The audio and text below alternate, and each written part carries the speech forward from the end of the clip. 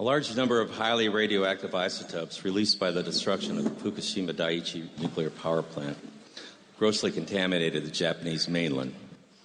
Most of these radionuclides had short half-lives, which meant they would essentially disappear in a matter of days or months. For many of those who were exposed to them, there will be major health consequences. However, there are some radioactive elements that will not rapidly disappear, and it is these long-lived radionuclides that will remain to negatively affect the health of all complex life forms that are exposed to them. Chief among them is Cesium-137, which has taken on special significance because it's proven to be the most abundant of the long-lived radionuclides that has remained in the environment following the nuclear disasters at Chernobyl and Fukushima. It has a 30-year radioactive half-life, which is why it persists in the environment. Scientists now believe that it will be 180 to 320 years before the Cesium-137 around the destroyed Chernobyl reactor actually disappears from the environment. Cesium is water-soluble and quickly makes its way into soils and waters. It is the same atomic family as potassium, and it mimics it, acting as a macronutrient. It quickly becomes ubiquitous in contaminated ecosystems. It is distributed by the catastrophic accidents at nuclear power plants because large quantities of volatile radioactive cesium build up inside the fuel rods of nuclear reactors. Thus, any accident at a nuclear reactor that causes the fuel rods to rupture, melt, or burn will cause the release of radioactive cesium gas. Long-lived radionuclides, such as Cesium-137, are something new to us as a species. They did not exist on Earth in any appreciable quantities during the entire evolution of complex life. Although they are invisible to our senses, they are millions of times more poisonous than most of the common poisons we are familiar with. They cause cancer, leukemia, genetic mutations, birth defects, malformations, and abortions at concentrations almost below human recognition and comprehension. They are lethal at the atomic or molecular level. They emit radiation, invisible forms of matter and energy that we might compare to fire, because radiation burns and destroys human tissue. But unlike the fire of fossil fuels, the nuclear fire that issues forth from radioactive elements cannot be extinguished. It is not a fire that can be scattered or suffocated, because it burns at the atomic level. It comes from the disintegration of single atoms. Thus, radioactivity is a term which indicates how many radioactive atoms are disintegrating in a time period. We measure the intensity of radioactivity by the rate of disintegrations and the energy they produce. 1 becquerel is equal to 1 atomic disintegration per second. 1 curie is defined as that amount of any radioactive material that will decay at a rate of 37 billion disintegrations per second. So 1 curie equals 37 billion becquerels. Sometimes these man-made radionuclides are compared to naturally occurring radionuclides, such as potassium-40, which is always found in bananas and other fruits. However, this is a false comparison, since naturally occurring radioactive elements are very weakly radioactive. In the charts from the labs that are in green up there, the radioactivity is described as a specific activity. Note that potassium-40 has a specific activity of 71 10-millionths of a curie per gram. Compare that to the 88 curies per gram for Cesium-137. It's like comparing a stick of dynamite to an atomic bomb. Highly radioactive fission products such as Cesium-137 and Strontium-90 emit 10 to 20 million times more radiation per unit volume than does potassium-40. So which one of these would you rather have in your bananas? It is, in fact, the amount of Cesium-137 deposited per square kilometer of land that defines the degree to which an area is classified as being too radioactive to work or live. One may get an idea of the extreme toxicity of Cesium-137 by considering how little of it is required to make a large area of land uninhabitable. The lands that were grossly contaminated by the destruction of the Chernobyl nuclear power plant are classified by the number of curies of radiation per square kilometer. There were 3,840 square miles of land contaminated with 15 to 40 curies of radiation per square kilometer. These lands are considered strict radiation dose control zones.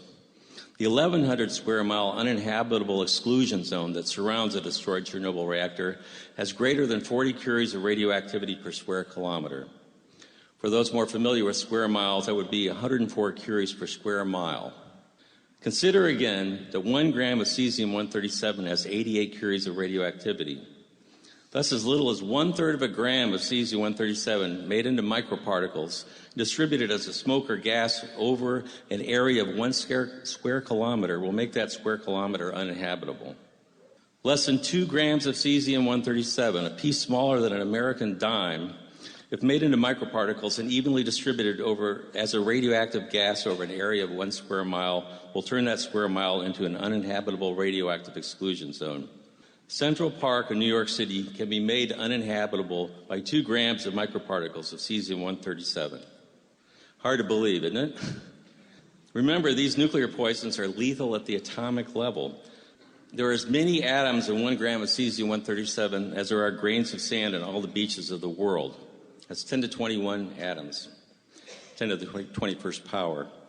1,480 trillion of them, which is 10 to the 12th power, are disintegrating every second, releasing invisible nuclear energy. So this works out to about 1.5 million disintegrations per square meter.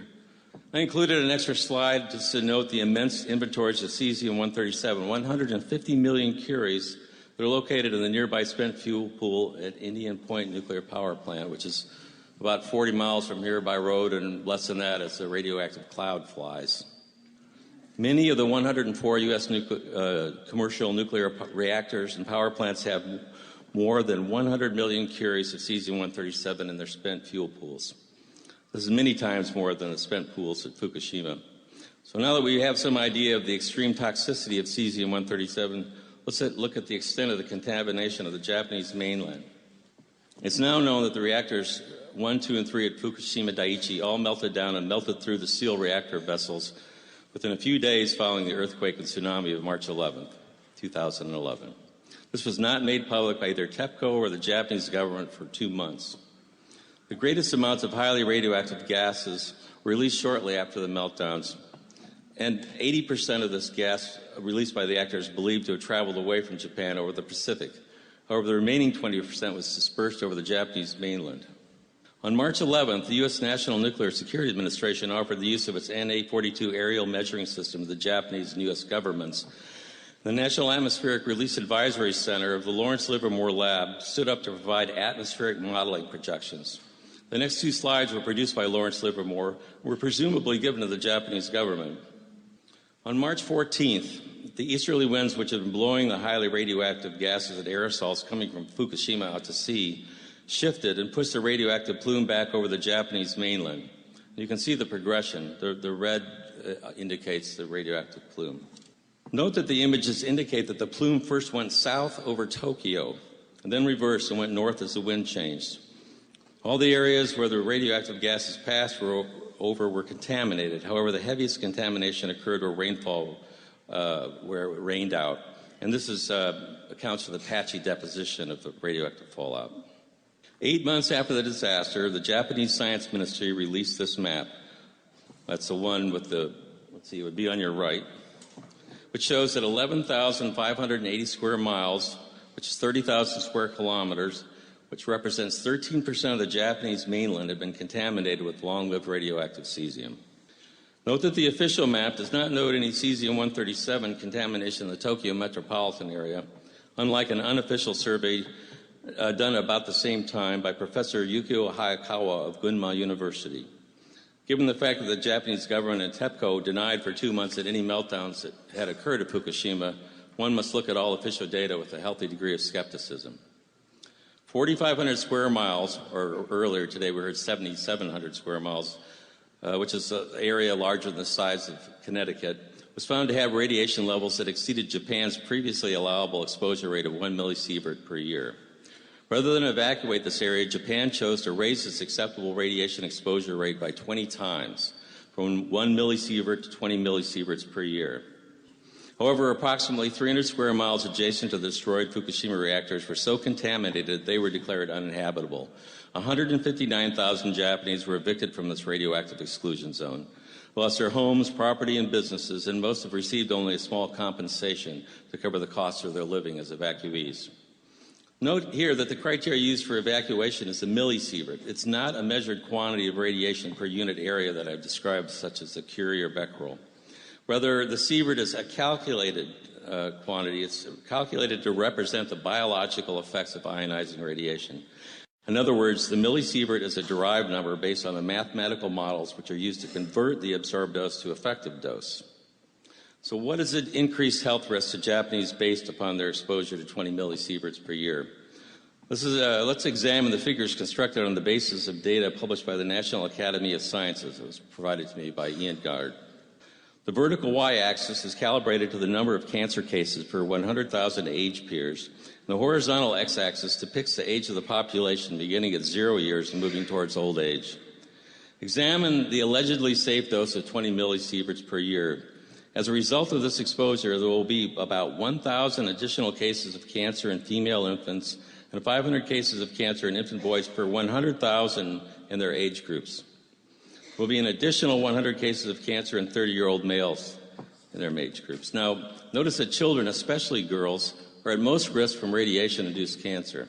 In fact, female infant has 7 times greater risk, and a 5-year-old girl has 5 times greater risk of getting a radiation-induced cancer than does a 30-year-old man. I want to note here that there's a great deal of controversy in regards to the accuracy of the methods used to arrive at the millisievert measurement, especially in regard to an accurate determination of the biological effects of an external versus internal exposure to ionizing radiation. That is, the effects of an exposure to a source of ionizing radiation that is external to the body versus an exposure that comes from the ingestion of radionuclides that provide a chronic, long-term internal exposure to living cells, which are adjacent to the radioactive atoms or particles. In the land surrounding Chernobyl and Fukushima, the primary route of internal exposure is through the ingestion of foodstuffs contaminated with Cesium-137, which tends to bioaccumulate in plants and animals. What this means is that Cesium-137 cannot be excreted faster than it's being ingested. Thus, it accumulates and increases in its concentration in the plant or animal that is routinely ingesting it. Cesium-137 also tends to biomagnify as it moves up the food chain. This means it becomes progressively more concentrated in predator species. We've seen this before with other industrial toxins, such as DDT, which can magnify its concentration millions of times from the bottom to the top of a food chain. Consequently, all of the foodstuffs in a contaminated region tend to contain Cesium-137. Those naturally rich in potassium, such as mushrooms and berries, tend to have very high concentrations. Dairy products and meats also tend to have higher concentrations. The International Commission on Radiological Protection, the ICRP, which sets radiation safety standards, recognizes that Cesium-137 bioaccumulates in humans. This ICRP figure compares a single ingestion of 1,000 becquerels of Cesium-137, a one-time exposure, with a daily ingestion of 10 becquerels. On the single exposure, notice that half the Cesium-137 is gone from the body in 110 days. That's considered the biological half-life. Note also that with a routine daily ingestion of 10 becquerels of Cesium-137, the total radioactivity within the body continues to rise until after about 500 days there are more than 1,400 becquerels of radioactivity measured in the body. Becquerels can be counted in living persons because Cesium-137, the decay of Cesium-137 emits gamma radiation which passes through the body and can be measured by a whole body counter. So they have a chair that kids can sit in, or anyone, and they can calculate the amount of becquerels per kilogram of body weight. So in a 70-kilogram adult, based on this, the total body activity of 1,400 becquerels would correspond to 20 becquerels per kilogram of body weight. And a 20-kilogram child would be 70 becquerels per kilogram of body weight. The ICRP document does not specify the average age or weight of those examined in the study. However, the safety standards that have been set by the nuclear industry do not consider this level of chronic exposure to so-called low-dose radiation to be a significant danger to human health. The ICRP states in this document that a whole body activity of 1,400 becquerels is equivalent to an exposure 1/10 of millisievert per year. In other words, the radiation models used by radiation biologists to convert this level of internal absorbed dose to effective dose do not predict serious health risks from such exposures. In fact, they stated it's safe to have 10 times this exposure level. There is, however, strong evidence that the ingestion of these levels of so-called low-dose radiation are, in fact, particularly injurious to children. Research done by Dr. Yuri Baniszewski and his colleagues and students in Belarus during the period 1991 through 1999 correlated whole-body radiation levels of 10 to 30 becquerels per kilogram of whole body weight with abnormal heart rhythms and levels of 50 becquerels per kilogram of body weight with irreversible damage to the tissues of the heart and other vital organs. One of the key discoveries made by Baniszewski was that cesium-137 bioconcentrates into endocrine and heart tissues, as well as the pancreas, kidneys, and intestines.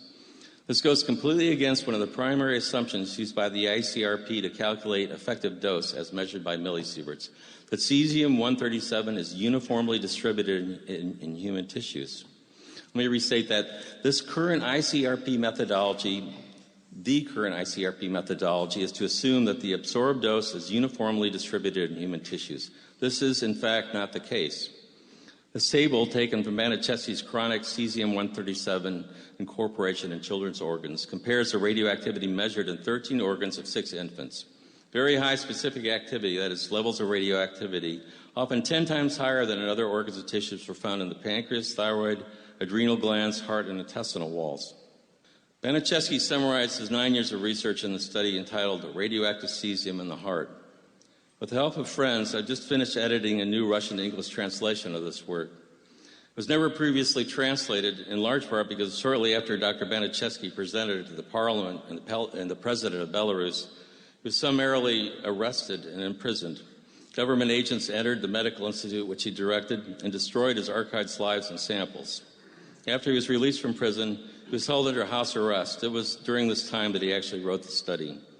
He did so in an attempt to preserve his research, knowing that he was about to be in prison again for a very long time.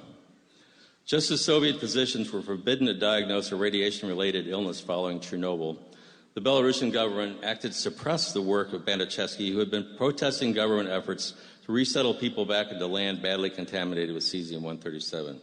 In radioactive cesium in the heart, Baniszewski also did a correlation between the amount of cesium-137 in live children and their heart function.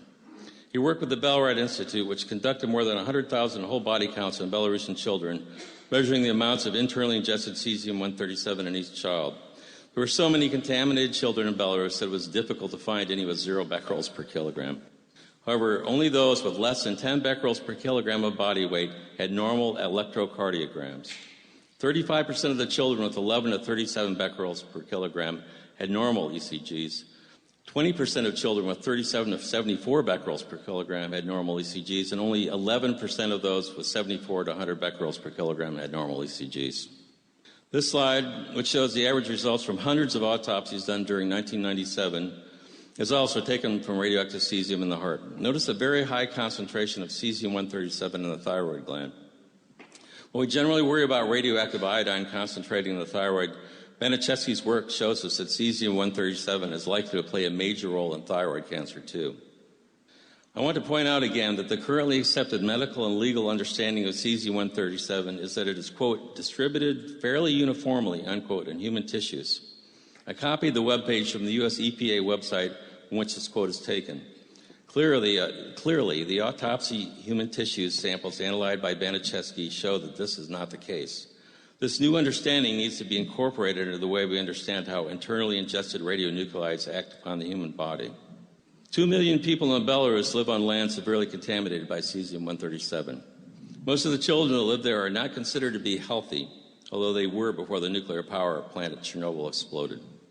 14 years after the explosion, 45 to 40% of high school graduates had physical disorders, including gastrointestinal anomalies, weakened hearts, and cataracts, and 40% were diagnosed with chronic blood disorders and malfunctioning thyroids. I'm afraid that there are many Japanese people now living on lands equally contaminated with radioactive cesium. If Japanese children are allowed to routinely ingest foodstuffs contaminated with cesium-137, they will likely develop the same health problems that we see now in the children and teenagers of Belarus and Ukraine.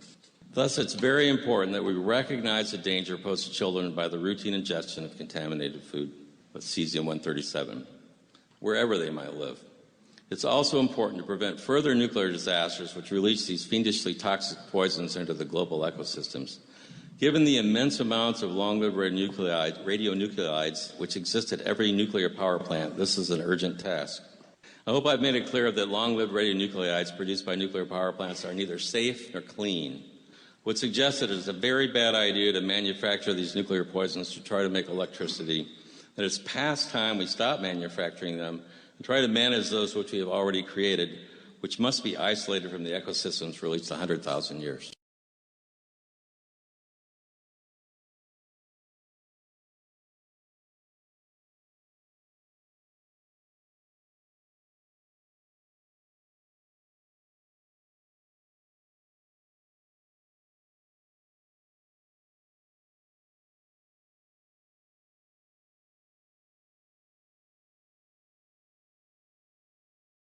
We need to get subscribed and get this unity stronger and beat YouTube at their own game. Okay, that's what this is about. Like I say, go to the remix button, hit the remix button. That way you'll have this video and keep up with this. Otherwise, YouTube's just going to control us, guys, and it's really bad.